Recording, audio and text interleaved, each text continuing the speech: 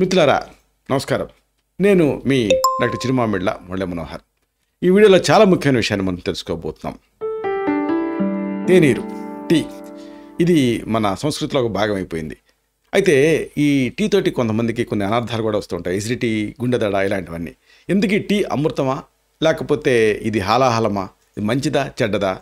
టీలోని ఉత్తమ అంశాలు మీకు అందాలంటే దీన్ని ఎలా తయారు చేసుకోవాలి, అసలు టెక్నిక్ ఏమిటి, ఈ మొత్తం సమాచారాన్ని మనం ఈ వీడియోలో వివరంగా తెలుసుకుందాం. చూడండి, మన కల్చర్లో, మన భారతీయ సంస్కృతిలో, మెయిన్గా ఆహార సంస్కృతిలో టీకి ఒక ప్రత్యేకమైన స్థానం ఉంది. ప్రతిరోజు కూడా మన జీవితంలో ఈ టీ అనేది ఒక భాగం అయిపోయింది. కొంతమంది ప్రతి 2 గంటలకు ఒకసారి తాగుతూ ఉంటారు. కొంతమంది గెస్ట్లు వస్తే సర్వ్ చేస్తూ ఉంటారు. కొంతమంది ఒంటరిగా ఉన్నప్పుడు తోచక దీన్ని తాగుతూ ఉంటారు. అలాగే అన్ని సందర్భాల్లో స్టూడెంట్స్ అయితే నైట్ అవుట్ చేయాలనుకుంటే దీన్ని టీ తాగుతూ ఉంటారు. ఇలాగే చాలామందికి టీ తాగటం అనేది ఒక అలవాటు. అలాగే ఇది ఒక నిత్యకృత్యం. అయితే టీ మానేయమన్నప్పుడు ఇక చాలా కోల్పోయినట్టుగా చాలామంది ఫీల్ అవుతుంటారు. పేషెంట్స్ కూడా టీ మానేయండి మీరు అని చెప్పాను అనుకోండి, డాక్టర్ గారు ఆ ఒక్కటి మాత్రం నాకు ఎక్సెప్షన్ ఇవ్వండి అంటూ ఉంటారు. అంటే అంత అలవాటు అయిపోయింది. ఇక టీ ఇంత అలవాటైనప్పుడు దాన్ని తాగటం ఎలాగో తప్పనప్పుడు దాన్ని ఆరోగ్యకరంగా ఎలా తాగాలి, ఇది మనం తెలుసుకోబోతున్నాం. అంటే కొన్ని చిన్న చిన్న మార్పులు చేర్పుల ద్వారా టీని మీరు హెల్తీగా మార్చుకోవచ్చు. అంటే అన్హెల్దీ నుంచి హెల్తీగా దీన్ని టర్న్ చేయొచ్చు. దీన్ని ఎలా మార్చుకోవాలి, ఇది మనం వరుసగా తెలుసుకుందాం. డయాబెటీస్ కానీ, లేకపోతే హై బీపీ, అధిక రక్తపోటు, అలాగే పొట్ట చుట్టూ కొవ్వు జారటం, ఆర్థరైటిస్, ఇలాంటి సమస్యలు కంట్రోల్ చేయడానికి మీకు తెలుసో లేదో టీని సరైన రీతిలో మీరు తయారు చేసుకుని వాడుకుంటే ఇవన్నీ కూడా కంట్రోల్ అవుతాయి. ఎలా కంట్రోల్ అవుతాయి అంటే దాంట్లో ఫ్లావనాయిడ్స్ ఇలాంటివన్నీ మీకు సహాయపడతాయి. అయితే మీరు టీని కరెక్ట్గా, ఒకవేళ మీరు టీ ప్రియులై టీ పోతుంటే అప్పుడు ఆ టీని మీరు హెల్దీ టీ కింద మార్చుకోవాలి. దానికి కొన్ని అంశాలు మీకు సహాయపడతాయి. కాబట్టి వీటిని వరుసగా 1 by 1 మనం తెలుసుకుందాం. అన్నిటికంటే ముఖ్యమైనది ఏంటంటే ఈ టీ అంటే ఈ ఛాయ్ లేదా ఈ తేనీరు, దీన్ని సరైన పద్ధతిలో ఎలా తయారు చేయాలి, ఇది ముందు మీరు తెలుసుకోవాలి. చూడండి, ఇక్కడ చాలామంది చేసేటటువంటి కొన్ని అంశాలు, కొన్ని తప్పిదాలు ఉంటాయి. ఈ ముఖ్యం అంటే ఎలా తయారు చేయాలో అనేది తెలుసుకోవటం కంటే ముందు అసలు ఎలా తయారు చేయకూడదు అనేది కూడా మీరు తెలుసుకోవాలి. అంటే ఈ సాధారణ తప్పిదాలు ముందు వీటిపైన మీకు అవగాహన ఉండాలి. ఇక్కడ కొంతమంది మనం చూస్తూ ఉంటాం, ఎంత ఎర్రగా ఉంటే అంత మంచి టీ అనుకుంటారు. మరి ఆ టీకి ఆ ఎరుపుదనం ఎలా తేవాలి అంటే చాలామంది చేసే పొరపాటు ఏంటంటే స్టవ్ మీద పెట్టి ఇక మరిగిస్తూ ఉంటారు. ఇది అసలైన పొరపాటు. చాలా ఎక్కువసేపు మరిగించడం వల్ల చాలా నష్టాలు జరుగుతాయి. ఇలా ఎక్కువ బాయిల్ చేయటం వల్ల దాంట్లో ఉండేటువంటి ఫ్లావనాయిడ్స్, యాంటాక్సిడెంట్లు ముందు తగ్గిపోతాయి. అంటే అవి నష్టం చెందుతాయి. అలాగే ఇంకొక ప్రమాదం ఏంటంటే టానిన్ స్థాయి పెరిగిపోతుంది. దీంతో అనేక ఇబ్బందులు. టానిన్స్ పెరిగితే పళ్ళు పసుపు రంగులోకి మారుతాయి. ఇక ఎట్లయితే టెట్రాసైక్లిన్ వాడితే పసుపు రంగులోకి మారుతాయి, అలాగే పర్మనెంట్గా ఇవి పసుపు పచ్చగా ఉండిపోతాయి. ఇదొక ఇబ్బంది. అలాగే అతి ముఖ్యమైన ఇబ్బంది ఏంటంటే ఎసిడిటీ. ఈ ఎసిడిటీ అనేది చాలామందిని ఇబ్బంది పెడుతూ ఉంటుంది. నా పేషెంట్స్ విపరీతమైన ఎసిడిటీతో బాధపడుతున్నప్పుడు అన్నీ చెప్పిన తర్వాత జస్ట్ టీ మానమని చెప్పినప్పుడు వాళ్ళు ఆశ్చర్యకరమైన మార్పు చూశారు. అంటే టీ మానమంటే అర్థం ఏంటంటే మరిగించిన టీ మానమని. ఆ మరిగించినప్పుడు ఆ టానిన్స్ రిలీజ్ అయిపోయి అవి ఎసిడిటీకి కారణం అవుతాయి. అలాగే పోషకాలు కూడా శరీరానికి అందవు. బాగా ఓవర్గా బాయిల్ చేస్తే విటమిన్స్ ఇవన్నీ డెస్ట్రాయ్ అవుతాయి. ఇదొకటి. అలాగే ఇంకొక మెయిన్ పొరపాటు ఏమిటంటే చక్కెర వేస్తారు. అంటే మామూలుగా మన షుగర్ లెస్ లేదా షుగర్ తక్కువ వేయమన్నప్పుడు చాలామందికి టీలో అసలు నిజానికి ఏం రుచి ఉంటుంది, కాఫీలాగే టీ రుచిగా ఉండదు కదా. కానీ టీని ఎందుకు వాడుతూ ఉంటారు, టీకి ఎందుకు ఎడిక్ట్ అవుతూ ఉంటారంటే ఒక కారణం చక్కెర. అంటే షుగర్కి ఎడిక్ట్ అయ్యే మెంటాలిటీ ఉంటుంది కాబట్టి విపరీతంగా చక్కెర వేసుకుంటారు. పైగా మీకు రోడ్డు పక్కన తయారు చేసేటటువంటి టీ బంకుల వాళ్ళు ఏం చేస్తారంటే మామూలుగా టీ పొడి చాలా కాస్ట్లీ. అందుకని వాళ్ళు చేసే టెక్నిక్ ఏంటంటే టీని పొడిని చాలా తక్కువ వేసి ఎక్కువసేపు బాయిల్ చేసి ఎక్కువ చక్కెర వేస్తారు. ఎక్కువ చక్కెర వేసినప్పుడు అదంతా మాస్క్ చేస్తుంది. అంటే ఆ చేదుని వీటన్నిటిని మాస్క్ చేస్తుంది. పైగా ఆ ఎక్కువ చక్కెర వేసినటువంటి ఈ టీ తాగటం వల్ల వాళ్ళకి ఇమ్మీడియట్గా ఏదో ఎనర్జీ ఉన్నట్టుగా ఫీల్ అవుతారు. కానీ ఆ నేపథ్యంలో వాళ్ళ హెల్త్ పాడైపోతుంది. కాబట్టి ఎక్కువ చక్కెర వేయటం అనేది ఎంత మాత్రం మంచిది కాదు టీకి. టీ అనేది ఆరోగ్య ప్రయోజనాలను తగ్గిస్తుంది. అలాగే అనేక రకాల అనారోగ్యాన్ని సృష్టిస్తుంది. కాబట్టి ఎక్కువ టీ వాడద్దు. ఒకవేళ ఈ టీని మీరు కాస్త తీయగా మార్చుకోదలుచుకుంటే మామూలుగా మనకి పటిక బెల్లం ఉంటుంది కదా, మిశ్రీ, నవ్బోత్, దాన్ని వేసుకోవచ్చు, లేదా బెల్లం వేసుకోవచ్చు. చాలా అద్భుతమైన రుచితో ఉంటుంది. అయితే అది కూడా మొదటి పదార్థమే, గుణ విశేషాలే. దాన్ని కూడా పరిమితంగా మీకు టీకి చేర్చుకుంటే అప్పుడు ఇబ్బంది ఉండదు. అయితే అసలైన విషయం ఏంటంటే ఈ టీని మీరు హెల్తీగా మార్చుకోవాలంటే అసలే ఈ టీ అనేది ఒక కషాయ ప్రక్రియ. మళ్ళీ దాంట్లో ఇతర పదార్థాలు మీరు చేర్చాలి. అప్పుడు అది మీకు హెల్దీ మీకు పానీయం కింద మారుతుంది. టీకి మీరు ఎలాంటి పదార్థాలు జోడించవచ్చు, ఏ ప్రయోజనాలు నాశించి జోడించవచ్చు, ఇది తెలుసుకోవడం అనేది అవసరం. అంటే దాని హెల్త్ బెనిఫిట్స్ మీకు పూర్తిగా అందాలంటే అదనపు ఇంగ్రీడియంట్స్ని వాడాలి. ఆ ఇంగ్రీడియంట్స్ బెనిఫిట్స్ కూడా మీకు అందుతాయి. ఉదాహరణకు యాలకులు, ఇలాయచి, ఇది శరీరాన్ని శక్తివంతం చేస్తుంది, అలాగే స్టిమ్యులేట్ చేస్తుంది యాలకులు అనేది. అలాగే ఇలాంటి చలికాలపు రోజుల్లో దగ్గు జలుబు లాంటి వాటిని కంట్రోల్ చేస్తుంది యాలకులు అనేది. అయితే యాలకులను ఎలా వాడాలి అంటే మీరు పైన ఉన్నటువంటి తోలు తీసేయాలి. తోలుతో కలిపి కొంతమంది దంచి వేస్తూ ఉంటారు, దాంతో చేదు వస్తుంది. కాబట్టి యాలకులతో లోపల ఉండేటువంటి గింజలు మాత్రమే వలిచి కొద్దిగా దంచి ఫైనల్గా దీన్ని మీకు ఆ కషాయానికి చేర్చాలి.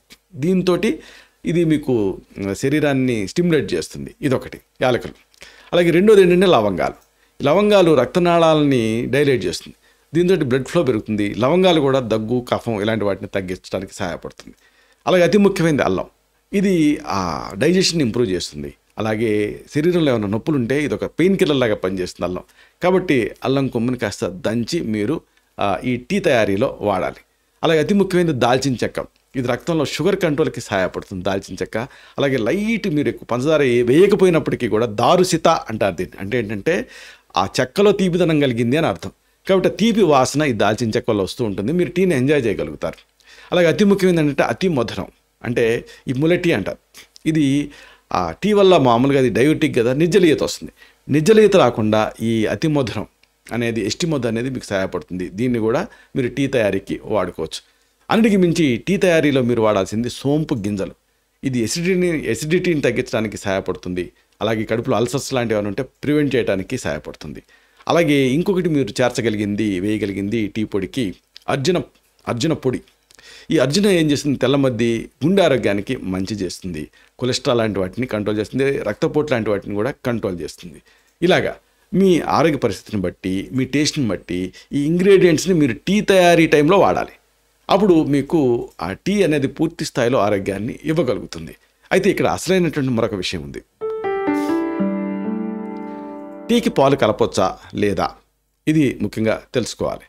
నిజానికి కషాయ ప్రక్రియలలో ఏంటంటే ఇంగ్రీడియంట్స్ తాలూకు ఆ ఎసెన్స్ అంతా కూడా నీటిలోకి దిగుతుంది. ఇది ఆయుర్వేదంలో చెప్పినటువంటి కషాయ ప్రక్రియ. అయితే క్షీరపాకం అని ఇంకొక టెక్నిక్ ఉంది. దీంట్లో ఏంటంటే క్షీరంలోకి ఇంగ్రీడియంట్స్ తాలూకు ఆ ఉత్తమాంశాలను దింపుతాం. కాబట్టి ఆయుర్వేద ప్రకారంగా టీకి పాలు కలపొచ్చు. నిజానికి ఇలాగ టీకి మనం టీ కషాయానికి పాలు కలపడం వల్ల నిజానికి ఒక రకంగా చూస్తే వాటిలో ఉండేటటువంటి ఇంగ్రీడియంట్స్లో ఉండేటువంటి యాంటాక్సిడెంట్లు ఇవన్నీ కాస్త తగ్గుతాయి.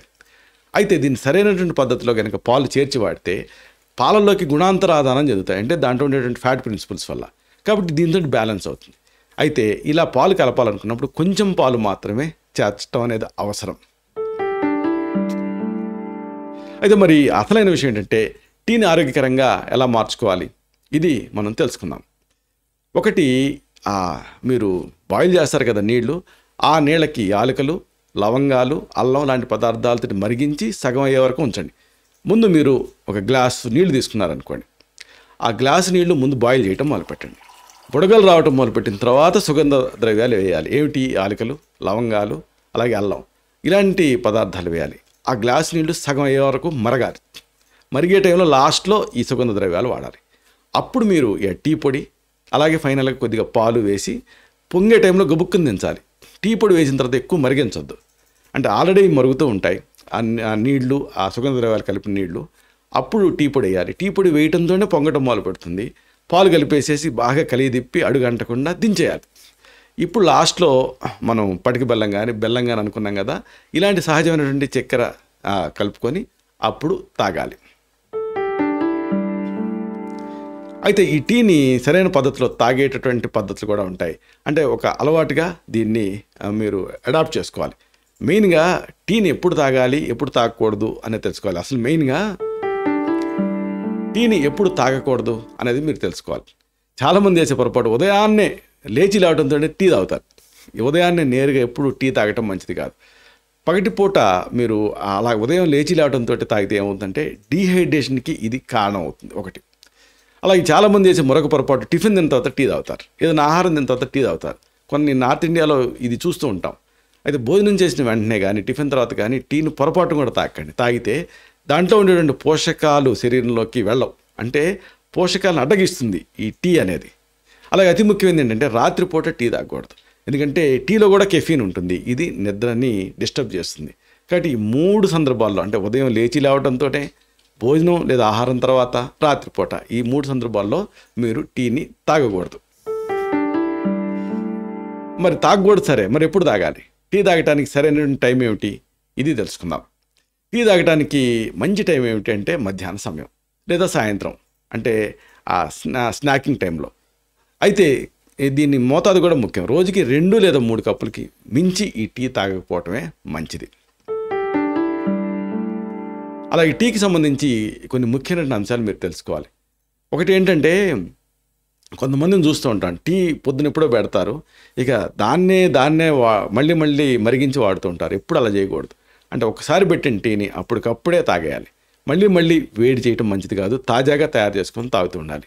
అలాగే ఇంకొకటి ఏంటంటే, ఇది డీహైడ్రేషన్కి కారణం అవుతుంది, అంటే నిర్జలీయతకి కారణం అవుతుంది టీ, ఎందుకంటే డయూటిక్ కాబట్టి టీ తాగేటప్పుడు టీ తాగబోయే ముందు నీళ్ళు తాగండి. అలాగే టీ తాగే టైంలో మధ్యలో కూడా నీళ్లు తాగుతూ ఉండండి. అంటే టీ మధ్యలో అని కాదు, రోజు మొత్తం మీద కాస్త ఈ నీటి మోతాదు పెంచండి. ఎందుకంటే టీ వల్ల వచ్చేటువంటి డీహైడ్రేషను ఈ నీళ్లు తాగటం వల్ల మీరు రెక్టిఫై చేయగలుగుతారు. అలాగే అతి ముఖ్యమైనది ఏంటంటే, బాగా పొగలుగా ఎక్కేటటువంటి టీ తాగుతారు కొంతమంది, కాలిపోవాలన్నమాట, అంత వేడిగా తాగుతారు. అది ప్రమాదం. అంటే అంత వేడి అది ఏం చేస్తుంది అంటే, మన నాలుక మీద మ్యూకస్ మెంబ్రేన్ ఉంటుంది, మనకి తెలియకపోవచ్చు, కానీ అది క్యాన్సర్కి కారణం అవుతుంది. కాబట్టి మరీ బాగా ఎక్కువ ఉష్ణోగ్రత దగ్గర టీ తాకండి.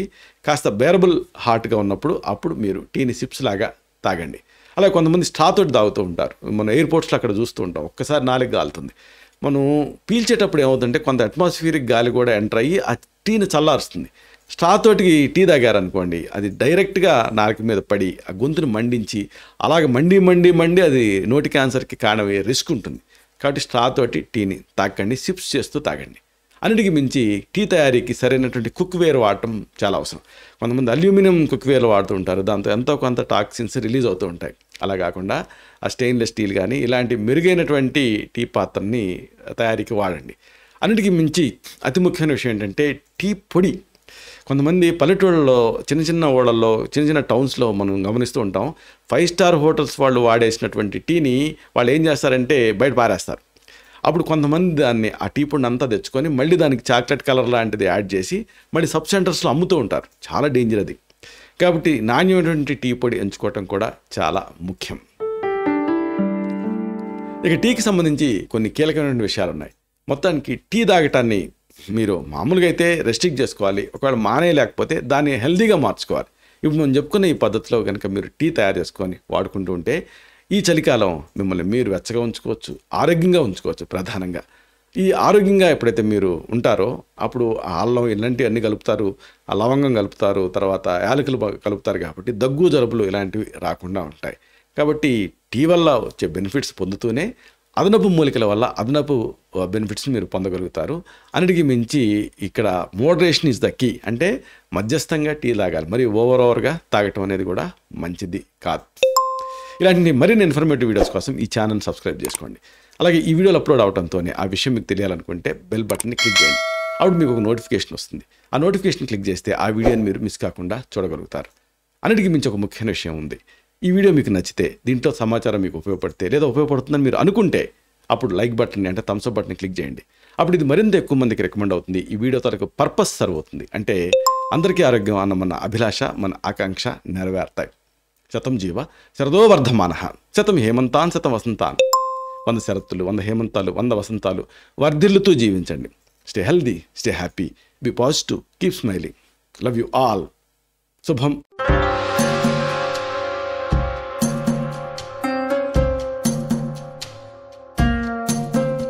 Doctor Chirumamilla Murali Manohar, MD Ayurveda, Raksha Ayurvedalaya, plot number 13, Rammurthy Nagar, CBCID colony, Hyder Nagar, Hyderabad 5,85,000. Website address www.muralymanohar.com. Phone numbers 9246575510, 9177445454.